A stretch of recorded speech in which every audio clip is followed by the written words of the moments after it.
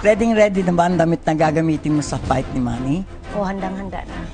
Galing sa Johnson. Yun o bang designer nyo? Bata pa o may edad na?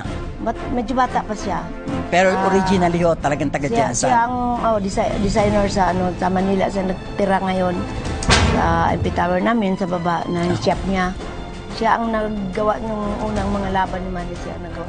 Hanggang nag-umpisa ako ng Pilipiniana. Siya ang Nung huling laban ni Manny, pinag-usapan ng lahat yung, di ba yung parang sign language mo?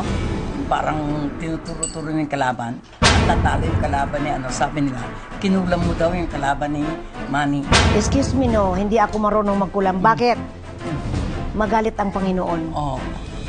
So, Magaling ako mag-pre-over. Hindi pwede magkulang. Hindi ko alam.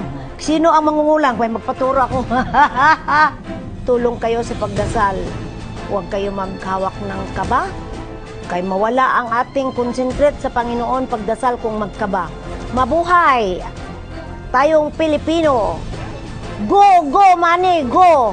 Strong fighting spirit! Mabuhay ang Pilipino!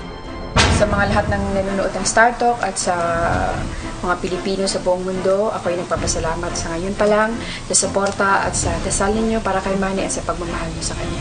Nandyan kayo lagi para sa amin. Thank you. Maraming salamat.